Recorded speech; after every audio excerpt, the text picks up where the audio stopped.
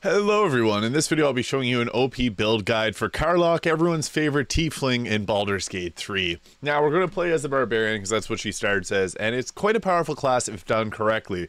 We are going to be using some great gear in this that I'll get into at the end of this video, but I just want to make this video because Karlach is a great addition to the team, and I think that she can have some powerful synergies with some other classes. Now, one thing that is super effective is dumping your strength to use strength potions. Now, if you're not in Act 3, this is not super feasible, but you do get these strength potions that'll set your strength to 21 early in the game. So I would recommend dumping your strength, and we're going to get into why in a moment, but I think this is one of the best ways to go about doing it. And then we're going to keep our dexterity as high as we possibly get it alongside constitution. If we're not dumping strength, we're going to keep our strength, dexterity, and constitution as high as possible. And then you can dump your charisma to keep the strength high. So something like that if we're not dumping strength. For the purposes of the video, I'll leave it like this. We'd probably put our +2 to strength, but something like this looks good. So that's what we're going to start off with as the barbarian. And then as we get into the build, I want to go over some of the best picks and then best gear for this class and how to play it. So level 2, this is when we get our class feature here, the danger sense. We have advantage on dexterity saving throws against trap spells and services. And you can be blinded or incapacitated. You also get a reckless attack until your next turn. You have advantage on attack rolls, but enemies also have advantage on you. And that's really it for level 2 of the barbarian. But once we get to level 3, this is when we get to choose our subclass, where things do get quite interesting for the barbarian. So there's 3 different options that we can roll with. There's the wild heart, which is an attunement with nature. You get speak with animals, nice to have. The berserker barbarian, which is really the true barbarian, and this gives us frenzy instead of rage, which makes things a whole lot stronger. We get frenzied strike and enraged throw, so I think that this is where the build gets really strong. Wild magic is interesting, so the wild influence of magic is transform you, suffusing you with arcane powers that turn within you. So you get wild magic, enter rage, it releases all the magical rolling inside you, causing a random magical effect. This can be very random. Then we also get magical awareness, so you get proficiency bonus to saving throws against spells. Berserker is best, so we're going with Berserker. The reason that Berserker is so good is that it increases our rage into frenzy, which allows us to just deal flat out more damage. And on level 3, we do get the Zerial Tiefling Smite, the Searing Smite, which is just nice to have because we're going to be frontline in combat, so that's always a nice thing to have. Now, for Barbarian level 4, we get ourselves a feat. Now, this is where we would, if you're not using strength potions, we would completely pump our strength up. But since we are going to be using strength potions or strength gauntlets with this build, we're going to be focusing on keeping our constitution and dexterity high. Dexterity is going to give us more initiative. Constitution is going to give us more overall health. Ideally, you'd use like the Hag's Hair to take constitution at 20. I don't like leaving things on an odd number. Would be 16 and 18, but we're going to pump the constitution up that way, and that's what we're going to roll with for our first feat. Now, there are some other great options for feats. We could go with something like the sharpshooter, as we're going to be using dual crossbows with this build, and what makes the sharpshooter so nice is you don't have the weapon penalty from low ground, but you also get a +10 to your damage with a -5 to the attack roll, so flat out way more damage. We're going to get into the specifics of this build, because crossbows are quite nice, but thrown items are also nice too, especially with what we're going to get into. I would recommend for the first level to focus on your stats, but the second level, or the second feat that we'll get at level 8, I'm going to get a little bit deeper into things. So at level 5, we get our extra attack, and we also get fast movement, where our movement speed increased by 3 meters when not wearing heavy. We're not wearing heavy armor, so that's perfect. We also get our branding smite, which is nice to keep things from turning invisible. And into level 6, this is where we get some more subclass features, and 2 levels away from our next feat where the build really comes online.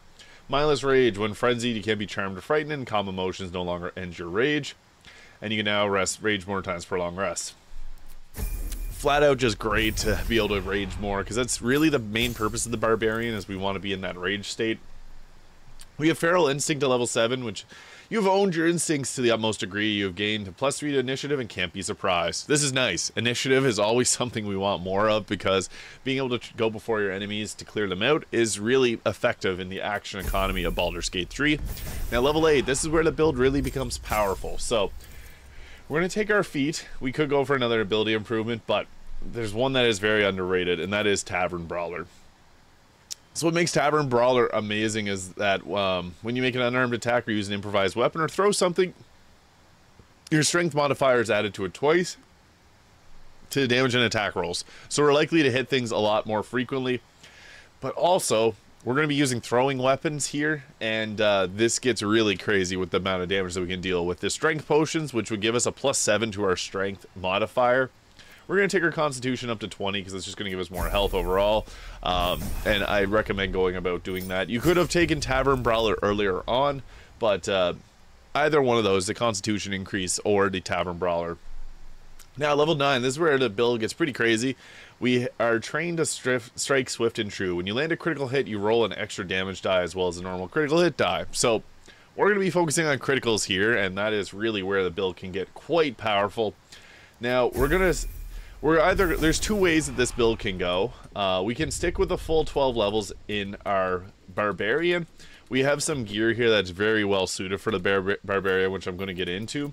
But as you can see, we have 1 action, 1 bonus action, and 4 rage charges. That's pretty solid per long rest, and that's why I think that there's 2 really powerful ways to go about doing this. If you care about the final feat, we can go all the way to 12 with the barbarian. We can get intimidating presence at level 9. This does take an action. It instills fear in the enemy. Not the best. What I think that works really well with the barbarian, and not a lot of people are talking about it, is adding in rogue. Now, there's 2 ways that this can go powerful. So level 9, the barbarian gets that improved critical, which allows you to add another damage die. But for the rogue, as we add in 3 levels of rogue, there's something really nice that happens, and you're going to see that as we come here. Now, as I said, you can go full 12 barbarian, especially if you're playing on the easier difficulty. It's kind of better to go that way. We get cunning action dash, which allows you to double your movement speed with a bonus action, which is nice. And level 2 rogue is okay, but level 3 is really where this can become a powerful build. Now, the subclass, that is the big focus of this. With thief, we get an extra bonus action, which really nice, because that means that we can just flat out deal more damage. Gain resistance to fall damage with whatever. Arcane trickster we're not even considering, but assassin is the other option. So this is where things get nice. The barbarian gets that increased initiative, which is great, and that can work alongside the assassin, which you deal deadliest damage upon unprepared enemies. In combat, you have advantage on attack rolls against creatures that haven't taken a turn yet.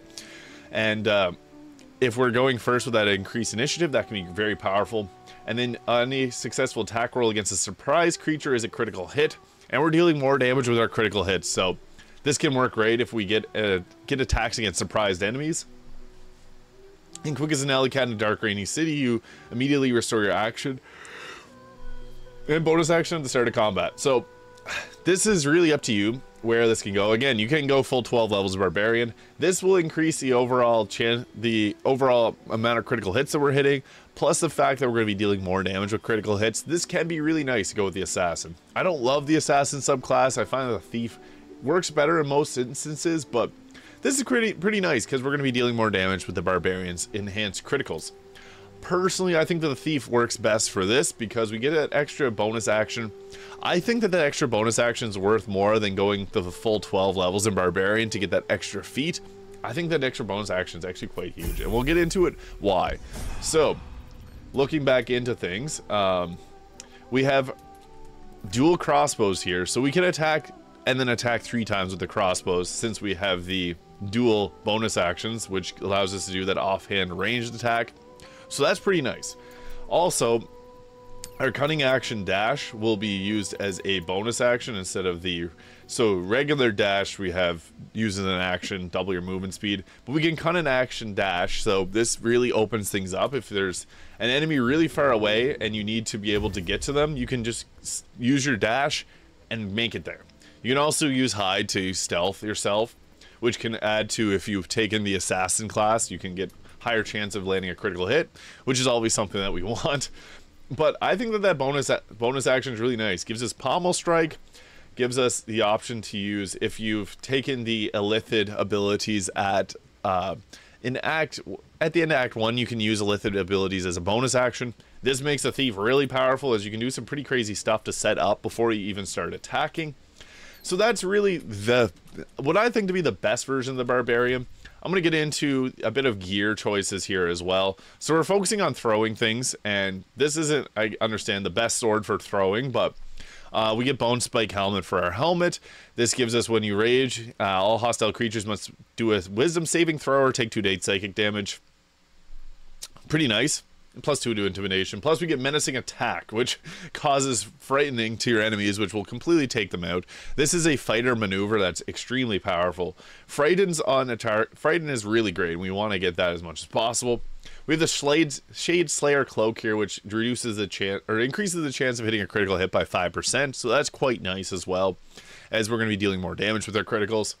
Bone Spike Garb gives us 25 temporary health when we rage, and reduces all incoming damage by 2. When struck by a melee attack, the attacker takes 5 piercing damage. So we also damage people when they attack us. Quite a nice thing to have. Bone Spike Garbs, or gloves. Your attacks ignore resistance to slashing, piercing, and bludgeoning damage. So that is also quite huge. There's a lot of creatures that are going to have resistances to that type of damage, so that's nice to have too. And alongside the Bone Spike boot gives us a +1 to armor class and saving throws as long as we're not wearing armor. And our jump is also increased, plus we get brutal leap, which is kind of nice. So this rounds things out here, and for our weapon we can go with the Baldur's Giant Slayer. I think that's one of the best weapons in the game, but also some really great options for weapons to choose. We can go with something like the Saloon's Spear of the Night, which is a thrown weapon. We can go with, I don't have all my weapons listed on here, they're stored away in the boxes, but Rhapsody is another good one for daggers. Yeah, so find a weapon that's good for throwing. The legendary Nirulna Trident, which you can get in Act 3, is great for this because it returns your hand one thrown. I would recommend that for the weapon as we're going for throwing focus and also ranged focus. I also like the Surgeon's Subjugation Amulet, which gives us the ability to paralyze a target for 2 turns on critical hit, alongside the Killer Sweetheart, which gives us a critical hit once you kill a creature. So very great synergy because we can automatic critical hit and then also use that, or just increased chance of critical hit will also help out. And the Ring of Free Action ignores effects of difficult terrain. There's some better ring options there, but that's just the one that I have listed there. So yeah, this is a pretty powerful build for Karlach in Baldur's Gate 3. If you have any questions, feel free to leave them in the comments below. I'll get to them right away. I'm pretty fast to respond to comments. Subscribe if you found this video useful or if you enjoy these style of videos. I really appreciate all the support, and I will see you all in the next video. Thank you so much for watching.